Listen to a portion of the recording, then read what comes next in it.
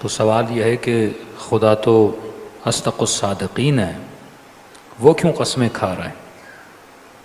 کہ کبھی کہا مجھے قسم ہے سورج کی، کبھی کہا مجھے قسم ہے چاند کی، کبھی کہا مجھے قسم ہے وقت کی، والعصر۔ اکثر ترجمہ ہم یہ کرتے ہیں کہ قسم ہے وقت کی، حالانکہ یہ ترجمہ غلط ہے۔ کبھی کہا والفجر، تو اس کا ترجمہ ہم کیا کریں گے؟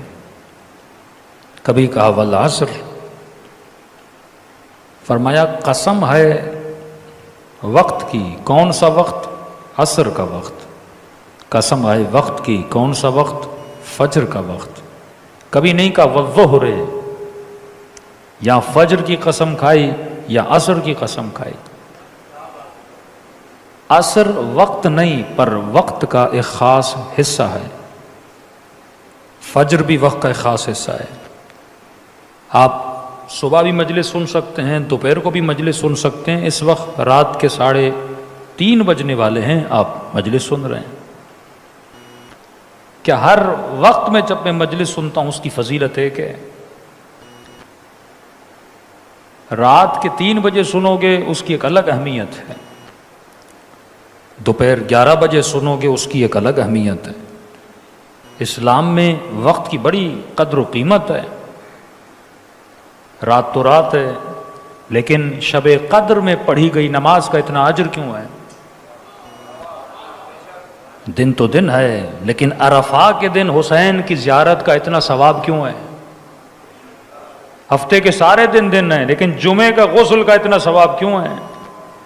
شب عاشور زیارت عاشورہ پڑھنے کا اتنا ثواب کیوں ہے؟ یہ مت سمجھو کہ وقت ایسے ہی بنا۔ وقت کے اندر وہ خاص جو لمحہ ہوتا ہے، اس لمحے کچھ پردے ہٹائے جاتے ہیں، اور وہ بڑا بندہ، مطلب آپ ایسے سمجھیں کہ آپ صدیوں کا سفر دنوں میں طے کر سکتے ہیں اگر خاص وقت میں بندہ ایک خاص کام کرے۔ کیوں آغا مرعشی نجفی کہتے ہیں ہم نے نہیں دیکھا، خود ایک عارف تھے، وہ پہنچی ہوئی شخصیت تھے، کہ ہم نے نہیں دیکھا دنیا میں کوئی بندہ کسی مقام پہ پہنچا ہو اور وہ نماز شب نہ پڑھتا ہو، کہ ہم نے نہیں دیکھا۔ اور وہی وصیت امام حسین کے بہن زینب، حسین کو نماز شب میں یاد رکھنا، صبح کی نماز کا نہیں، کہ نماز شب، تہجد کا وقت، یہ وقت بڑا اہم ہے۔ اور سائنٹیفکلی یہ ثابت ہوا کہ سب سے زیادہ آکسیجن جس وقت میں پائی جاتی ہے وہ وقت تہجد ہے۔ یہ جتنے اسپورٹ مین ہیں، پرسنالٹیز ہیں، آپ ان سے پوچھئے وہ کب آ کر ورزش کرتے ہیں، اکثر کہتے ہیں ہم صبح 4 بجے 3:30 بجے ہیں۔ یہ خاص وقت ہے جب آسمانی پردوں کو کھولا جاتا ہے۔ شاعروں سے پوچھو گے نا کہ شعری الہام تمہارے اوپر کب ہوتا ہے، کہتے ہیں تہجد کے وقت پہ۔ سچے خواب اور صادق خوابوں کا پوچھو گے نا کب ہوتے ہیں، کہیں گے تہجد کے وقت میں۔ کیوں؟ کیونکہ اس وقت دنیا سو رہی ہوتی ہے، اور خدا دیکھتا ہے کہ دنیا سو رہی ہے، میرا ایک بندہ اٹھ کے میرے پاس آیا ہے۔ اللہ واحد ہے، وحید ہے، وحدہ لا شریک ہے۔ خدا کو وحدت بڑی پسند ہے۔ جب ہم کثرت سے نکل کے وحدت میں آتے ہیں، اعتکاف اجر بڑا ہے۔ جب تم لوگوں میں ہوتے ہو تو لوگوں کی محبتوں میں ہوتے ہو۔ میں مجلس پڑھ رہا ہوں، اس کے چہرے کو دیکھوں گا، اس کے چہرے کو دیکھوں گا، لوگوں کے چہروں کو آپس میں دیکھوں گا، فلاں بندہ کیسا، فلاں بندہ کیسا۔ جب ہم کثرت میں ہوتے ہیں تو کثرت میں غفلت بہت ہوتی ہے۔ بازار میں گیا کہ بازار میں مومن کم جاتا ہے، مکروہ ہے، کیوں؟ کثرت بہت ہے۔ کثرت خواہش پیدا کرتی ہے، کثرت یعنی میکسیمم چیزیں وہاں ہوتی ہیں، کہ جب تک ضرورت نہیں بازار نہ جاؤ۔ کہ نہیں مولانا ایسے ہی گھومنے گیا، میں نے کہا جاؤ گے خالی ہاتھ نہیں آؤ گے، کچھ نہ کچھ لے کر آؤ گے۔ بازار ضرورت پیدا کرتی ہے، میں نے کہا یہ اتنے بڑے بڑے مال جن لوگوں نے بنائے وہ پاگل تھوڑی تھے، اے سی بھی لگایا، فری میں واش روم بھی بنائے، پانی بھی ہے۔ کئی لوگ کہتے ہیں مولانا گرمی لگتی ہے مال چلے جاتے ہیں، ٹائم بتا دیتے ہیں، گھر میں اے سی نہیں۔ میں نے کہا وہ پاگل ہے، 24 گھنٹہ مال کھولا ہوا ہے اور دن کے گرم ترین آورز میں اس نے تمہارے لیے اے سی بھی لگائی ہے۔ اسے پتا ہے یہ کچھ لینے کی نیت نہ بھی کرے لیکن جب میرے بازار میں آئے گا تو خالی ہاتھ نہیں جائے گا، لے کر جائے گا۔ ایک بازار شیطان لگاتا ہے، ایک بازار حسین لگاتے ہیں۔ یہاں بھی حسین کے حسن کی بازار سے گزرا، خریدار بنا کے نہیں بنا۔ وہاب قلبی مسلمان نہیں، مسیحی ہے۔ بس قافلہ ٹکرایا، 1-2 دن امام حسین کے ساتھ سفر کیا۔ ماں نے کہا ہم کس دنیا میں رہ رہے تھے، اصل زندگی تو حسین جینا سکھا رہے ہیں۔ سب کچھ چھوڑا، آ گیا امام حسین کے پاس۔ یہ میرا انتخاب ہے، میں کس بازار میں رہنا چاہتا ہوں، یہ میرا انتخاب ہے۔ رات کے اندھیروں میں سب سے زیادہ گناہ بھی ہوتا ہے، رات کے اندھیروں میں سب سے زیادہ معراج بھی ہوتی ہے۔ یہ تیرا فیصلہ ہے، تو اپنے وقت کو کس معشوق کے ساتھ گزارنا چاہتا ہے، کس محبوب کے ساتھ بتانا چاہتا ہے، یہ تیرا انتخاب ہے۔ مولا زین العابدین اپنی اندھیری راتوں کو کہاں گزار رہے ہیں؟ صلی اللہ علیہ وسلم۔ خدا کو وحدت پسند ہے، وہ وحدت مکانی ہو، وحدت زمانی ہو، کہ تو جو زمانے سے خود کو توڑ کے 1 گھنٹہ تنہائی میں آتا ہے، اس وقت اللہ کے ساتھ ایک ربط بنتا ہے۔ وہ عشق، وہ محبت تمہارے دل میں آ جاتی ہے جو عشق اہل بیت کے وجود میں پایا جاتا تھا۔ اب کہا والعصر، مجھے قسم ہے عصر کی۔ عصر کیا ہے؟ وقت کا خاص حصہ۔ فجر وقت کا خاص حصہ۔ ابھی فجر قریب ہے، ظہر جیسے ڈھلے گی، مغرب سے پہلے کا جو وقت ہوتا ہے 1 گھنٹہ عصر کا ہوتا ہے۔ فرمایا مجھے قسم ہے عصر کی۔ کون سا وقت؟ عصر اور فجر میں خوبی ہے، خوبی یہ ہے کہ فجر بھی بہت جلدی گزر جاتا ہے، عصر بھی بہت جلدی گزر جاتا ہے۔ ترجمہ یہ ہوگا مجھے قسم ہے اس وقت کی جو بہت جلدی گزر جاتا ہے۔ پھر مولا علی تشریح کرتے ہیں، وہاں فرماتے ہیں 50 سال کے بوڑھے سے پوچھو زندگی کیسے گزری، کہے گا خواب کی طرح۔ 25 سال کے جوان سے پوچھو زندگی کیسے گزری، کہے گا خواب کی طرح۔ کہا اس خواب کی خاطر علی کے دامن کو نہ چھوڑنا۔ عاشور کا دن 1 دن تھا، گھنٹوں میں گنا جائے تو جنگ صبح سے شروع ہوئی اور تقریباً دوپہر کے 2-3 بجے جنگ کا خاتمہ ہو چکا تھا۔ اصحاب امام حسین سب شہید ہو چکے۔ عصر عاشور تک امام حسین کی شہادت نے طول پکڑا، وہ اس لیے کیونکہ مولا جنگ لڑتے تھے پھر خیموں میں آتے تھے۔ لشکر یزید کا سپاہی کہتا ہے جب حسین لڑتے تھے بار بار خیموں کی طرف مڑ کے دیکھتے تھے، کیونکہ اب کوئی سہارا بچا نہیں تھا۔ بیبیاں خیموں کے باہر منظر دیکھ رہی تھیں، پھر صدائیں بلند ہوتی تھی حسین چلے گئے، پھر مولا آتے تھے تاکہ آسرا ملے۔ جب آخری بار آئے تو یہ بتا کر گئے اب حسین واپس نہیں آئیں گے۔ ایک سخت وقت تھا لیکن بی بی زینب نے گزارا، امام سجاد نے گزارا۔ اللہ کا وعدہ ہے سختیوں کے بعد ان مع العسر یسرا۔ یسر اہل بیت کب آئے گا؟ جب حجت خدا کا ظہور ہوگا۔ صلوات پڑھے مولا کی شان۔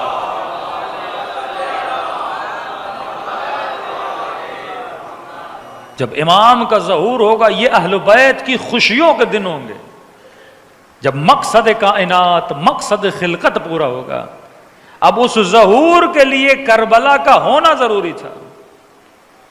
اگر کربلا نہ ہوتی، آج ہمارے پاس ایک سانچہ، ایک معیار نہ ہوتا، میں کس طرح تولتا کہ میں کہاں کھڑا ہوں، تو کربلا بنی تاکہ ایک سانچہ بنے، تاکہ زمانے میں لوگ خود کو تول سکیں کہ میں کس طرف کھڑا ہوں۔ کربلا بنی تو صفات کربلا بنی، کربلا بنی تو اظہار کا جذبہ بنا، کربلا بنی تو صبر کا مفہوم بنا، کربلا بنی تو بہن کا بھائی سے پیار بنا۔ اگر گھرانہ کربلائی ہو تو اس میں اخلاق وہی ہو جو سیدہ زینب کا ہے نا، کہ تعجب نہیں، شوہر کو چھوڑا، بچوں کو قربان کیا، بھائی کی محبت میں نہیں، امام کے عشق میں۔ اس نگاہ سے نہیں دیکھو کہ ایک ماں اپنے بچے کو قربان کر رہی ہے اور اپنے شوہر پہ قربان کر رہی ہے، نہیں، بی بی رباب بچہ قربان کر رہی تھی امام پر، ایک خاتون اپنا بچہ قربان کر رہی ہے مولا حسین پر، بولتی مولا حسین میں کربلا نہیں چلتی، میں مدینے رہتی ہوں، لیکن نہیں، اطاعت امام اتنی ہے، بہن بھی آئی، بھائی بھی آئے، اولادیں بھی آئیں، بھائی کی بیوی اور وہ بھی اپنے بچے لے کر آئی۔ مطلب یہ گھرانہ حسینی گھرانہ ہے، لیکن سوال یہ گھرانہ کیسے بنے گا؟ ہم کثرتوں سے نکل کر وحدتوں میں کب آئیں گے؟ ہمیں یہ کب احساس ہوگا کہ یہ وقت جس میں ہم زندگی گزار رہے ہیں یہ وقت گزر جاتا ہے؟ داڑھی کے بال آج کالے ہیں، کل سفید ہوں گے، آج جسم میں طاقت ہے، کل نٹھال ہوگا، آج تیرے اندر توانائی ہے، کل تو بستر پہ لیٹا ہوگا، آج تو لوگوں کے جنازے اٹھا رہا ہے، کل تیرا جنازہ اٹھایا جائے گا۔ اس وقت کو تو نے کیسے استعمال کیا؟ فرمایا وقت کے اندر سفر کرنے کے لیے ایک صفت کا ہونا بہت ضروری ہے، اور اس صفت کا نام ہے استقامت۔ آج کمی استقامت کی ہے کہ بندے کے اندر ثبات قدمی نہیں ہے، جوان ہے غصے پہ کنٹرول نہیں، جوان ہے شہوت پہ کنٹرول نہیں، جوان ہے اپنی زبان پہ کنٹرول، یعنی ثابت قدمی اس کے وجود میں نہیں ہے۔ مولا علی کے سر پہ ضرورت لگی، مولا کو لایا گیا اپنے گھر کے اندر، گھر میں کئی کمرے تھے، اصحاب علی کو پتہ چلا کہ مولا کائنات کے سر پہ ضربت لگی ہے۔ اتنا زخم گہرا تھا کہ کہتے ہیں جو کپڑا امام کے پیشانی پر تھا اس کا رنگ زرد ہو چکا تھا، اتنا زہر تھا۔ حکیم آیا، حکیم نے چیک کیا، امام حسن کو کہا زہر پھیل چکا ہے۔ مطلب جس نے خدا حافظی کرنی علی سے کر لے، یہ بس چند گھنٹوں کا دیدار ہے، اس کے بعد علی تمہارے بیچ میں نہیں رہیں گے۔ کمرے میں امام حسن بیٹھے ہیں، دوسرے کمروں میں اصحاب کو پتا چلا، عاشقوں کو پتا چلا، سارے آ کے کمروں میں بیٹھ گئے۔ مولا بستر پر ہیں، آنکھیں بند ہیں، زخم گہرا ہے۔ اتنے میں اصحاب علی نے رونا شروع کیا۔ جب پتا چلا، حکیم نے کہا علی تھوڑی دیر کے مہمان ہیں، کا مطلب آج کے بعد علی کو نہیں دیکھیں گے، آج کے بعد علی کے خطبے سننے کو نہیں ملیں گے، آج کے بعد علی کے پیچھے نماز نصیب نہیں ہوگی۔ کہ نہیں، علی چند گھنٹوں کے مہمان ہیں۔ اتنے میں لوگوں نے مولا کے فضائل پڑھنا شروع کر دیا، کوئی قصیدے پڑھنے لگا، کوئی مولا کی شان بیان کرنے لگا۔ ان سب میں ایک اٹھا اور اس نے بلند بلند آواز میں علی کے قصیدے پڑھنا شروع کیے۔ آواز اتنی بڑی تھی کہ مولا کے کانوں سے ٹکرائی، اور مولا نے بڑی مشکل سے اپنی آنکھیں کھولیں، اشارہ کیا امام حسن کو، کہ بیٹا ادھر آ۔ جی بابا۔ کہ یہ کون ہے جو میری شان میں اتنے قصیدے پڑھ رہا ہے؟ کہ بابا حجر ہے، حجر ابن عدی۔ کہ ذرا کمرے میں بلا حجر کو۔ حجر مولا کے کمرے میں آئے، امام نے فرمایا حجر بڑے قصیدے پڑھ رہا ہے علی کے۔ کہ مولا آپ سے عشق ہے، آپ سے محبت ہے۔ کہ حجر ایک بات تو بتا، کھانا کھایا ہے؟ کہاں مولا۔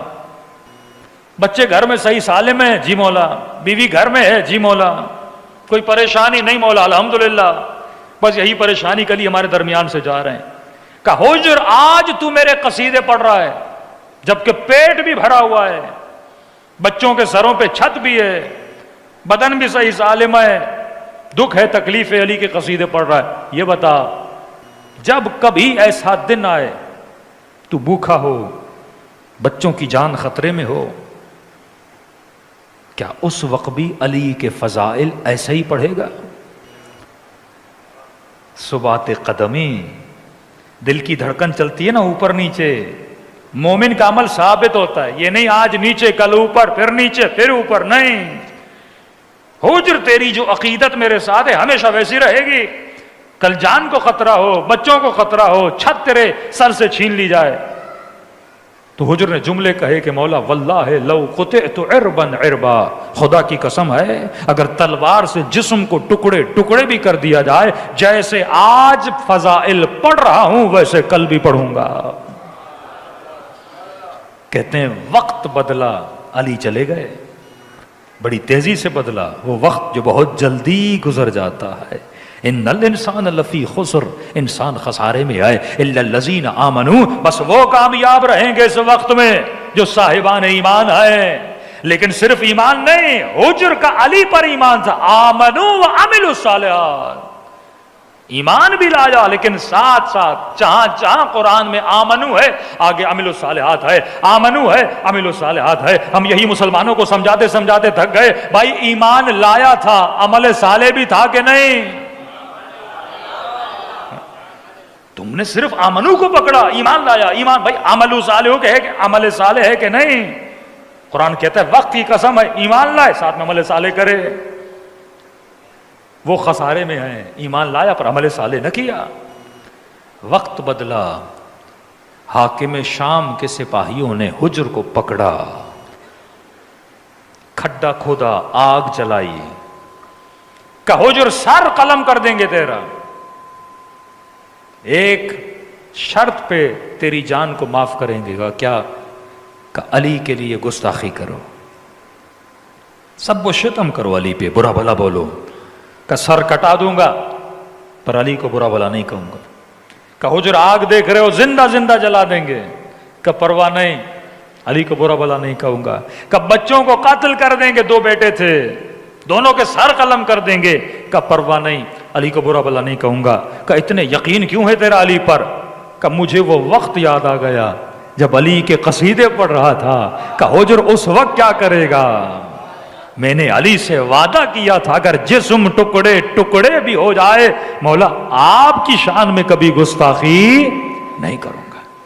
لیکن مقام تعجب یہ تھا کہ حجر مار دیں گے، بیٹوں کو مار دیں گے، کہ مار دو، کہ ظالم نے تلوار نکالی اور جناب حجر کو شہید کرنے کے لیے آگے بڑھا، تو حجر نے کہا پہلے میرے جوان بیٹوں کے سر قلم کرو۔ کہا بڑا ظالم باپ ہے، بندہ کہے گا خود مروں بیٹوں کا مرنا نہ دیکھوں، اپنی جان بندہ اولادوں پہ قرب، تو کیسا والد ہے کہ بچوں کو مرتا ہوا دیکھنا چاہتا ہے؟ کہ مسئلہ یہ نہیں اولاد سے محبت نہیں، مسئلہ یہ نہیں کہ بچوں کا مرنا دیکھنا مجھے پسند ہے، مجھے ڈر ہے کہیں میرا مرنا دیکھیں اور علی کا دامن نہ چھوڑ دیں۔